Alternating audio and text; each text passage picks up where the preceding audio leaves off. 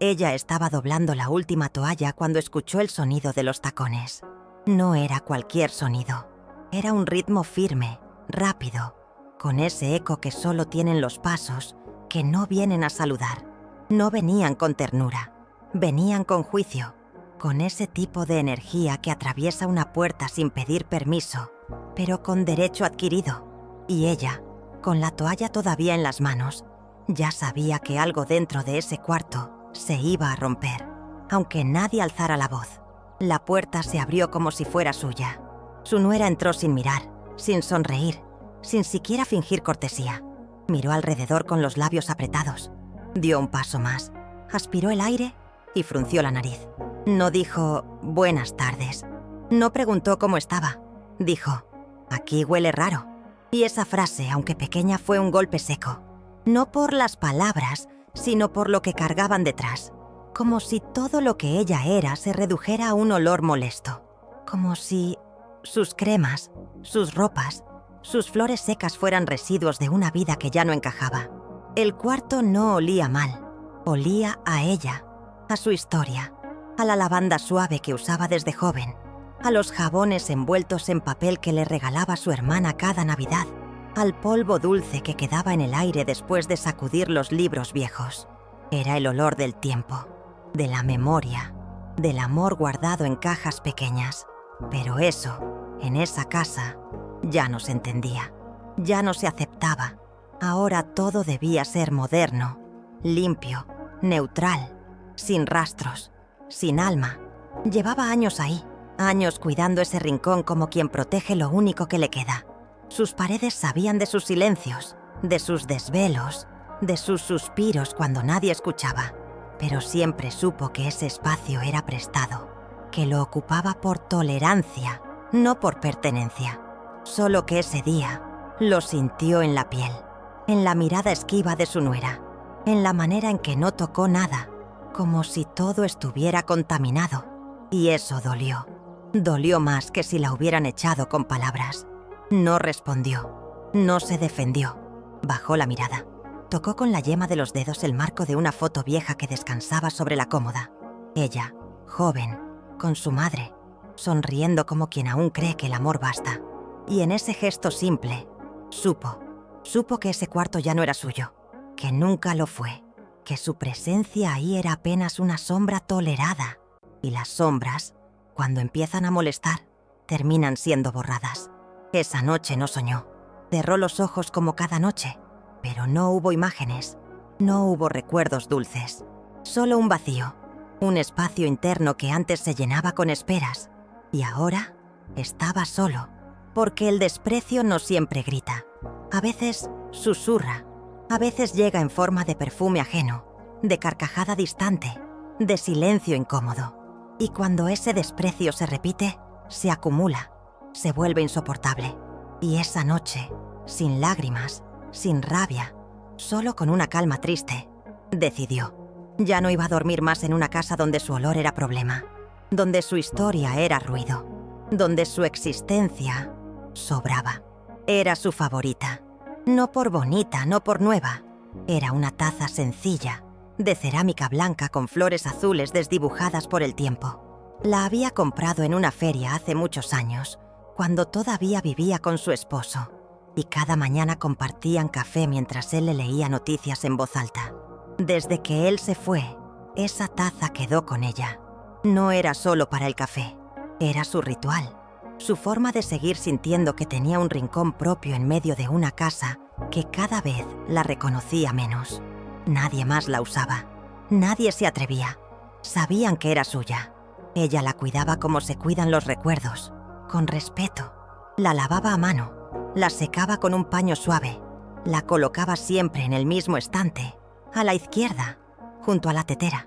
Era una costumbre pequeña, casi invisible, pero que le daba sentido a las mañanas, porque a veces lo único que nos ancla es un objeto, algo que sigue estando, aunque todo lo demás cambie. Una tarde bajó a la cocina y la taza no estaba. Buscó en el escurridor, en los cajones, en la mesa. Nada. Pensó que tal vez la habían movido sin querer, pero no. Estaba en la basura, rota, astillada. tirada como cualquier cosa sin valor. No preguntó quién fue, no reclamó. Solo la miró unos segundos y volvió a subir, con algo dentro de sí que no se rompió en ese momento, pero que ya venía resquebrajado hacía tiempo. Esa noche no tomó café, no por falta de ganas, sino porque le dolía mirar el hueco vacío en el estante, como si en esa ausencia de cerámica hubiera un mensaje, como si le dijeran: lo tuyo ya no importa. Y sí, era solo una taza, pero en realidad no lo era. Era el último objeto que era solo suyo, el único que no compartía, que no prestaba, que no explicaba. Era su refugio diario, su compañía silenciosa. Nadie dijo nada, nadie se disculpó, nadie siquiera mencionó el hecho, como si fuera normal tirar las cosas de alguien sin preguntar, como si una taza rota no significara nada. Pero para ella fue la señal, la confirmación de que hasta las cosas más pequeñas que la definían estaban en riesgo, que en esa casa ni siquiera su taza tenía derecho a existir. Y entonces entendió que cuando ya no te permiten tener una taza propia, tampoco te permiten tener un lugar, que no es el objeto lo que duele, es el mensaje, es la indiferencia, es el desdén, es la forma en que te borran de a poco, con gestos mínimos, con decisiones tomadas sin ti. Y esa taza, rota en el fondo del cesto, le dijo todo lo que ellos nunca se atrevieron a decirle en voz alta, que ya no la querían ahí, que ya no la veían, que ya no contaba. Y eso fue más que suficiente. Al principio pensaba que era sensibilidad suya, que se tomaba todo demasiado en serio, que debía aprender a reírse de ciertas cosas, a no hacer tanto caso. Así se lo decían cada vez que algo le dolía. Es solo una broma, como si eso bastara para justificar el daño, como si el humor fuera escudo suficiente para esconder el desprecio. Pero el cuerpo sabe, el corazón también, y cada una de esas frases, envueltas en risas, se le clavaba dentro como alfileres invisibles. Se reían de su forma de hablar, de las palabras antiguas que usaba, de sus dichos de infancia. Se reían cuando preguntaba por recetas que ya no se cocinaban, cuando se emocionaba con cosas que para ellos eran insignificantes. Se reían cuando se olvidaba de un nombre, cuando ponía el mantel del revés, cuando servía té en la hora equivocada. Siempre había una excusa para convertirla en chiste, pero nunca había una pausa para escucharla de verdad. Le decían que no tenía sentido del humor, que estaba anticuada, que era exagerada, pero nadie se detenía a mirar sus ojos después de cada broma. Nadie notaba cómo bajaba la mirada, cómo apretaba los labios, cómo su espalda se encorvaba un poco más cada vez, porque no gritaba, porque no respondía, porque aprendió que defenderse solo empeoraba las cosas, que si hablaba, quedaba como dramática, como aguafiestas, como la que no entiende las reglas de este nuevo mundo. Y así, risa tras risa, fueron erosionando su lugar. Ya no era la madre, ni la abuela, ni la mujer que cuidó, cocinó, curó y sostuvo durante años. Era la que molesta, la que no encaja, la que ya no se actualiza, la que sirve para contar anécdotas graciosas, pero nunca para opinar, nunca para ser tomada en serio. Hubo un día, uno de tantos, en que su nieto, apenas un adolescente, imitó su voz en plena cena. Todos se rieron, ella también, con esa sonrisa forzada que aprendió a usar como escudo. Pero esa noche, al acostarse, no pudo dormir. Se quedó mirando el techo oscuro, preguntándose en qué momento dejó de ser un ejemplo para convertirse en objeto de burla. Y lo más triste es que no encontró una respuesta clara, porque todo fue pasando de a poco, porque nadie la insultó directamente, solo la fueron empujando, a fuerza de chistes, hacia una esquina.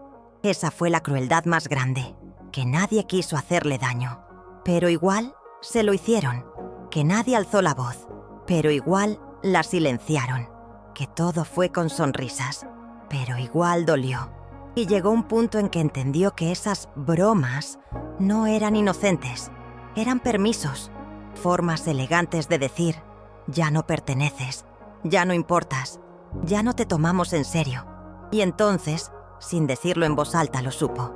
que el amor que se disfraza de risa no es amor, es indiferencia con maquillaje, y que, cuando una deja de reírse por dentro, es hora de irse, aunque aún no se haya levantado de la mesa, aunque su silla siga ocupada, aunque nadie haya notado el silencio que empezó a crecer entre palabra y palabra, un silencio que, tarde o temprano, terminaría siendo más fuerte que cualquier broma.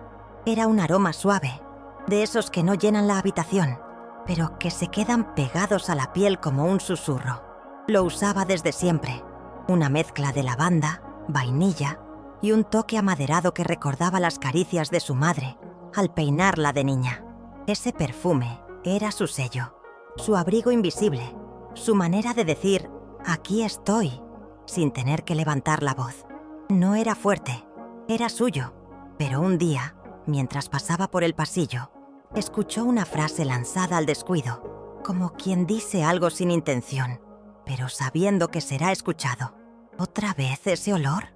No lo dijeron con rabia, lo dijeron con fastidio, con esa incomodidad apenas disimulada que cala más hondo que cualquier grito. Y ella lo entendió. Entendió que incluso eso, su perfume, su presencia en el aire, era demasiado. Desde entonces, dejó de usarlo. Cambió la botella por una pastilla de jabón neutro. Lavaba su ropa con detergente sin aroma. Guardó los pañuelos perfumados en una caja que no volvió a abrir. Su cuarto empezó a oler a nada, a espacio vacío, a neutralidad, como si eso la hiciera menos presente, menos carga, menos molesta, porque a veces una cree que, si ocupa menos lugar, la van a querer más. Pero no fue así, porque no era el perfume lo que les molestaba. Era ella, su existencia, su manera de ser, su historia, su edad, su forma de hablar de cosas pasadas como si aún importaran. Y eso no se borra con jabón, no se neutraliza con silencio, no desaparece por más que una intente mimetizarse con las paredes. Con el tiempo su piel también lo notó. Se volvió más seca, más frágil, como si extrañara el aroma que la envolvía, que la sostenía, que le recordaba quién era, porque no era solo un perfume, era parte de su identidad, y renunciar a él fue como borrar una firma, como arrancar una página del diario que llevaba en el alma. Nunca más lo mencionaron. Nadie notó que ya no olía a ella. Nadie le dijo que se veía más cómoda, porque, en realidad, no les importaba. Solo querían que no se notara que seguía ahí, que no interrumpiera, que no dejara rastro. Y ella, obediente, fue desapareciendo de a poco. Primero el aroma, luego su voz, después sus cosas, hasta que un día su silencio también empezó a molestar. Y entonces entendió que no importaba cuánto cediera, siempre iba a ser demasiado. Porque cuando alguien ya decidió que sobras, cualquier gesto tuyo se convierte en invasión. Y eso fue lo que dolió más que la frase. Que el perfume no era el problema. Era la excusa para justificar el desprecio, para hacerlo parecer razonable, para disfrazar la falta de amor con normas de convivencia. Y ella por fin lo vio claro. Ya no tenía espacio ni en el aire que la rodeaba. Y una mujer que ya no puede olerse a sí misma es una mujer que está dejando de existir. Aún recuerda el día en que firmaron los papeles. Fue en una mesa larga, con café recién hecho y promesas que parecían eternas. Habían decidido vender su casa para que todos pudieran vivir juntos, para comprar algo más grande, más moderno, con espacio para todos. Tendrás tu propio cuarto, le dijeron. Siempre será tuyo. Y ella creyó, no porque fuera ingenua, sino porque una madre siempre quiere creer en los hijos. Dejó atrás su cocina, su patio, sus macetas viejas, su sillón que ya tenía la forma de su espalda. Guardó lo esencial. Se despidió de cada rincón como quien deja un cuerpo querido. Lo hizo con lágrimas discretas, con una tristeza mansa, pero con esperanza. Pensaba que la nueva casa sería un comienzo, que allí no sería una visita, sino parte del hogar, que por fin tendría una familia cerca, sin distancias, sin llamadas vacías, solo calor, solo compañía. Al principio el cuarto estaba intacto, con su cama, su cómoda, sus cuadros, Pero poco a poco, las cosas empezaron a cambiar. Un día notó que sus libros habían sido movidos. Otro día, su silla desapareció.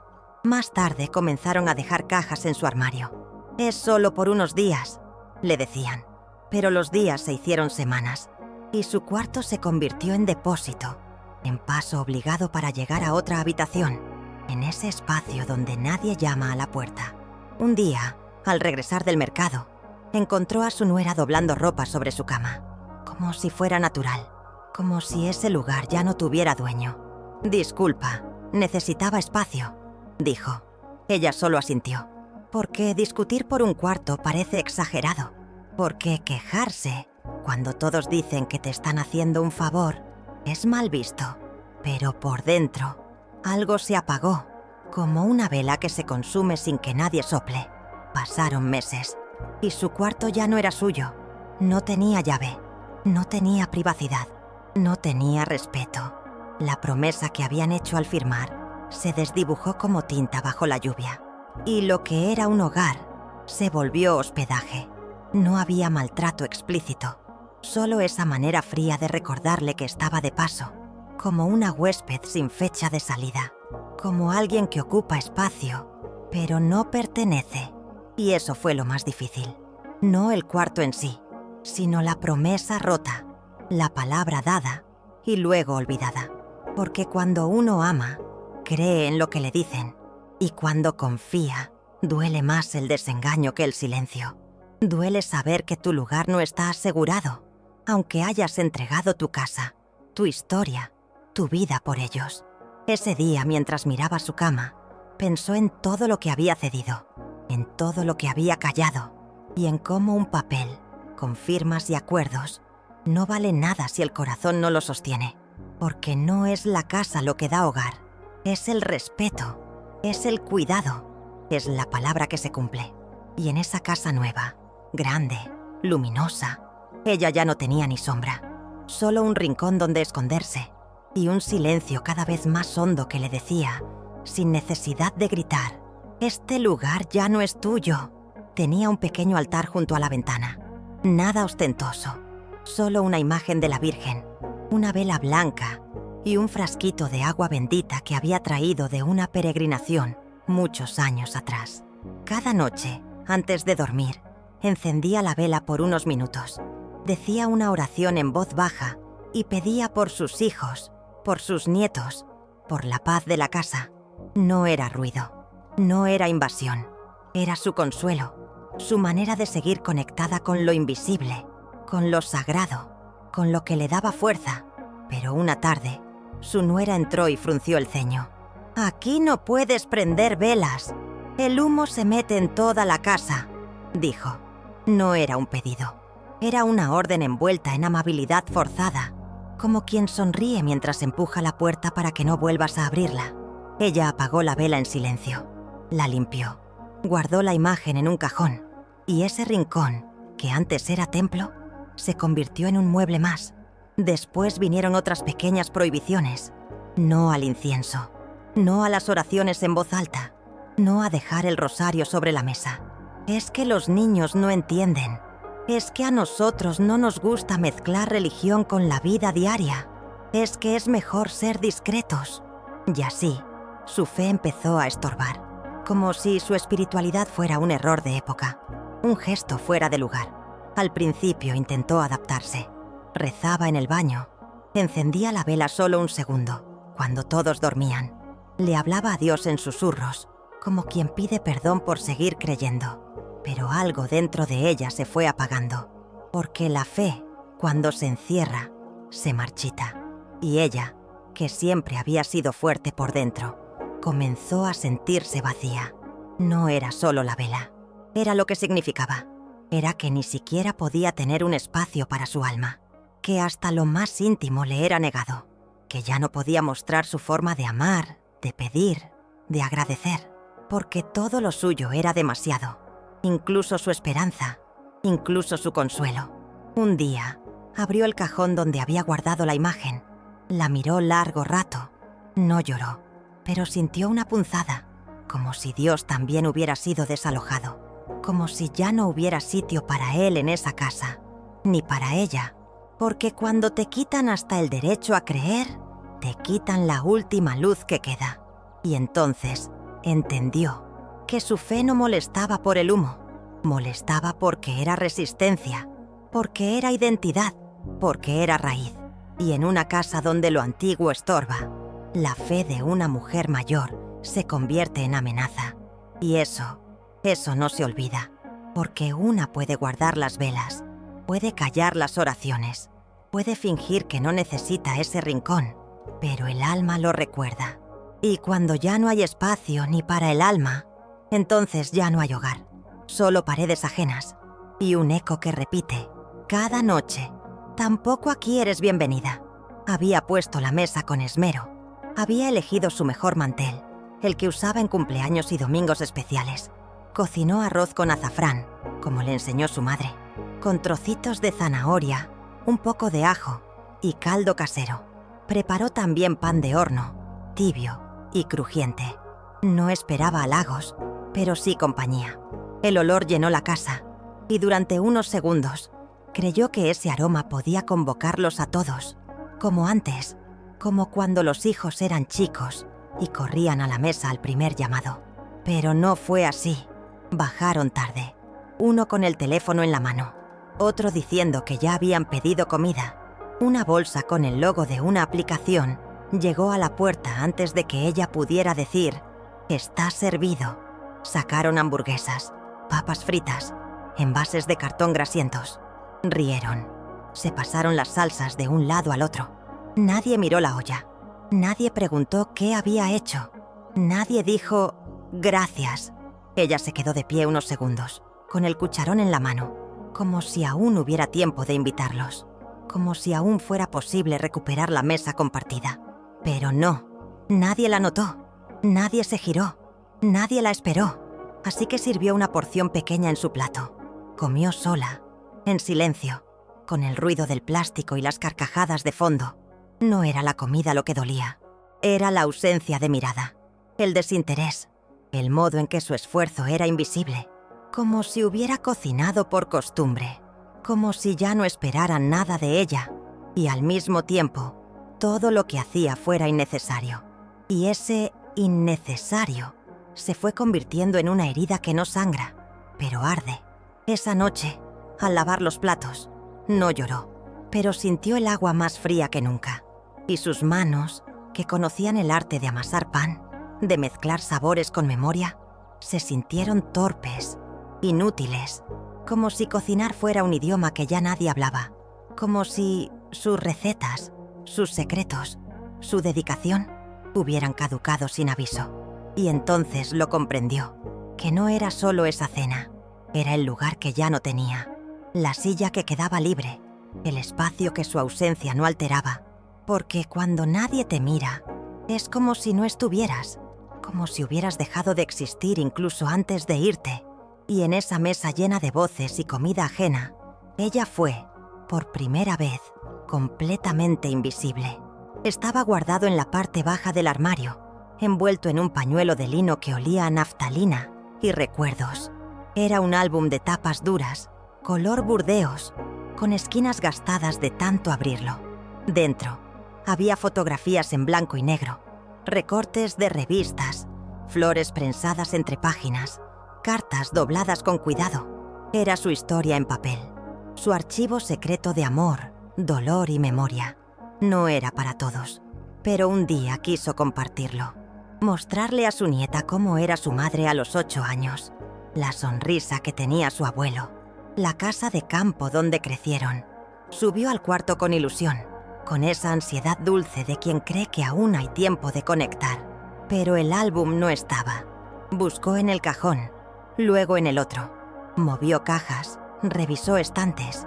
Nada. Bajó las escaleras despacio, como si el vacío del estante le pesara en los tobillos. Preguntó sin alzar la voz, con esa humildad que se aprende cuando una se acostumbra a que todo lo tuyo molesta. ¿Vieron un álbum rojo? El que tenía las fotos viejas. Alguien respondió desde la cocina, sin mirar. Debe haberse perdido cuando limpiamos. Nada más. No hubo disculpas, ni preocupación. ni intención de buscarlo.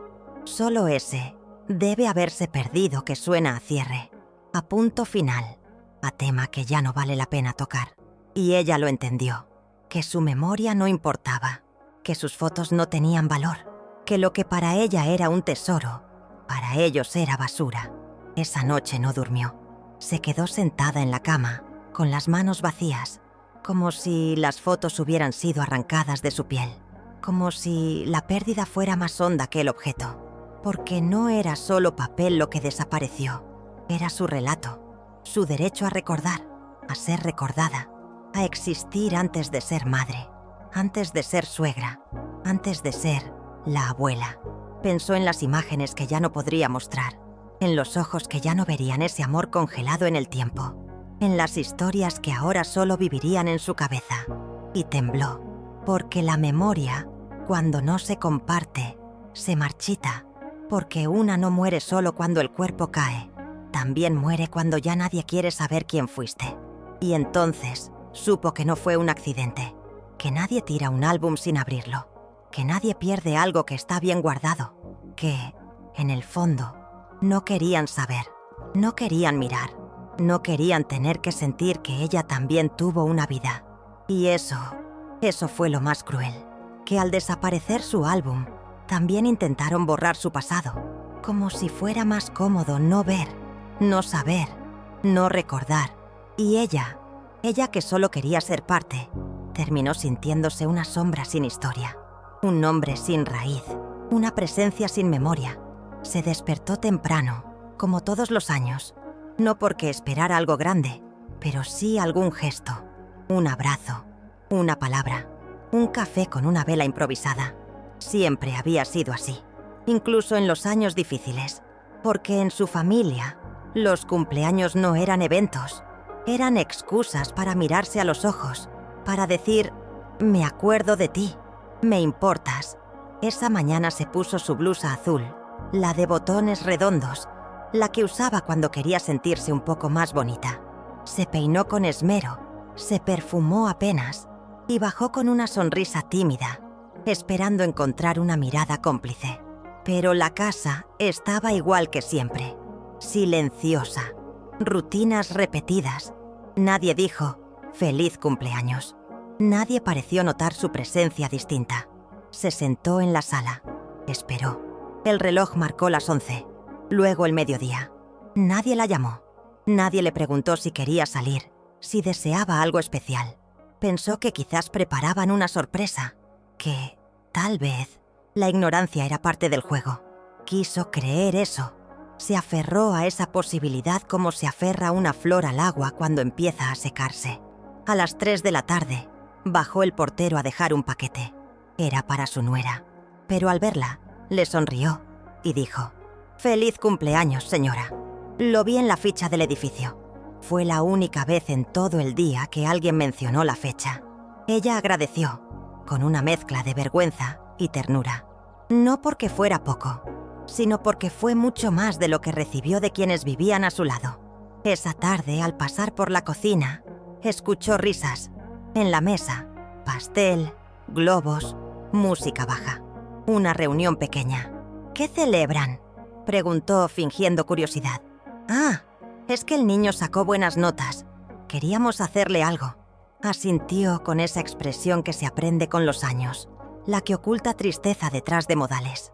Volvió a su cuarto. Encendió la lámpara. Se quitó la blusa azul, la dobló con cuidado y se sentó en la cama. No lloró, pero el silencio le hizo un nudo en la garganta que duraría semanas. No era el pastel, ni las flores que no llegaron.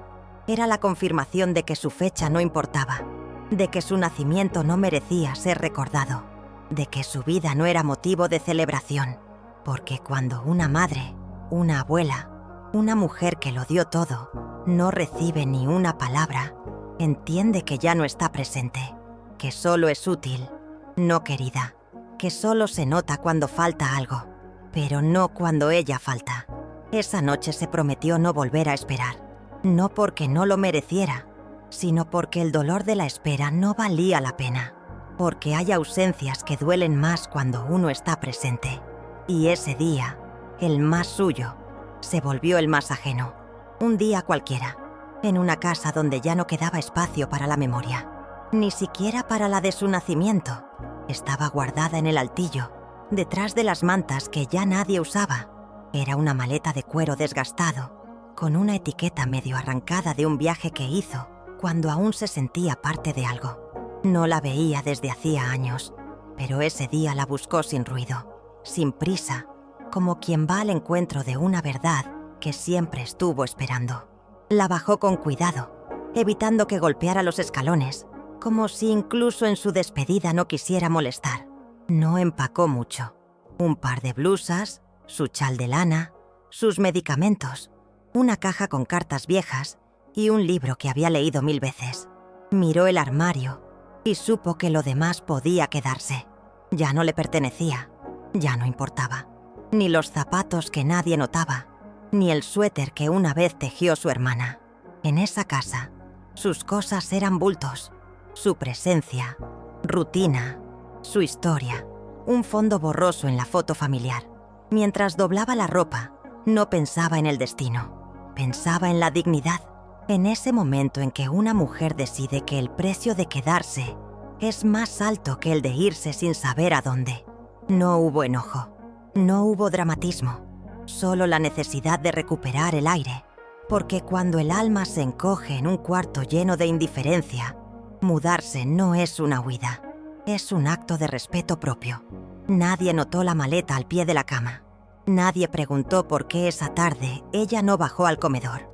Nadie supo que esa noche, en lugar de dormir, se quedó despierta escuchando el tic-tac del reloj, como si cada segundo afirmara que estaba haciendo lo correcto, que merecía más que migajas de afecto, que su vida, aunque cansada, aún tenía valor. Y al amanecer, mientras la casa aún dormía, pasó la mano por el marco de la puerta. No dejó notas, ni llantos, ni promesas, solo la certeza muda de que ya no volvería.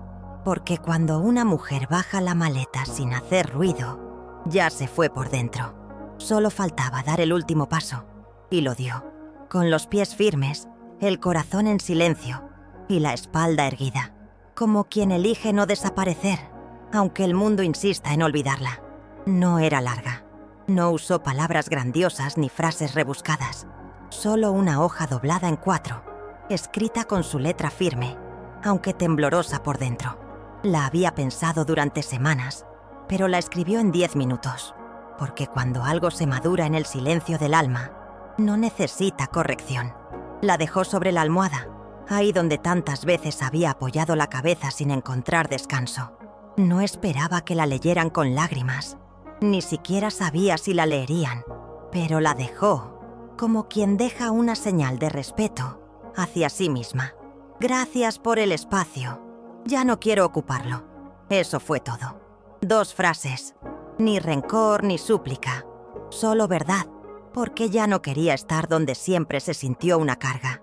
Porque quedarse era seguir borrándose poco a poco, hasta volverse invisible incluso para sí misma. Esa cama, ese cuarto, esas paredes, habían dejado de abrazarla hacía mucho tiempo.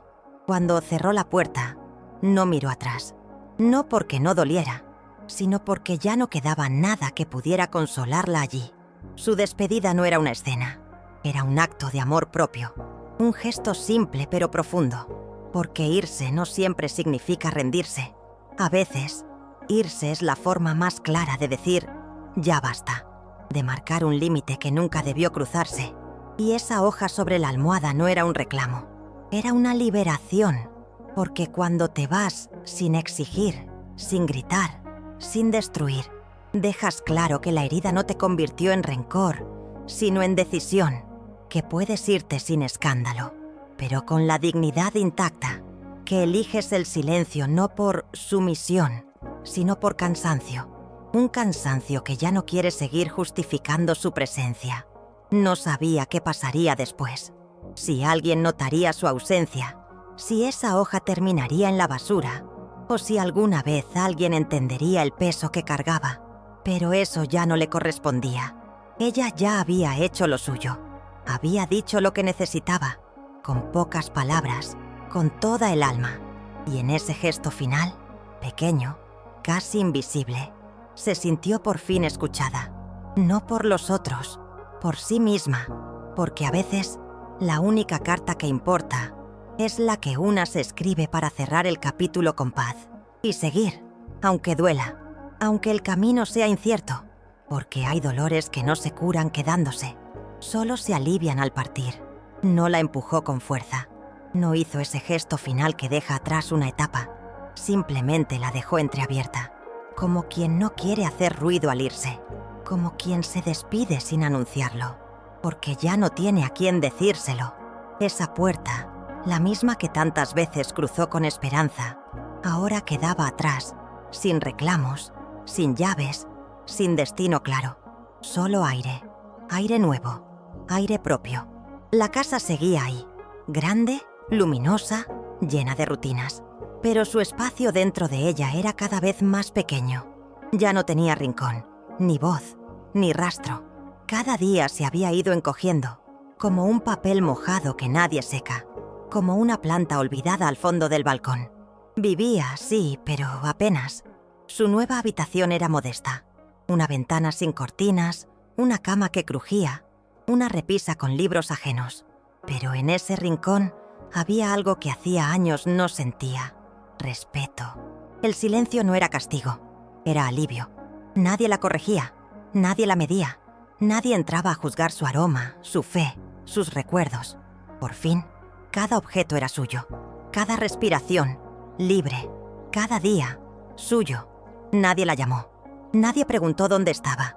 Solo se dieron cuenta días después, cuando el arroz no apareció en la mesa, cuando las camisas no estaban planchadas, cuando el silencio empezó a pesar.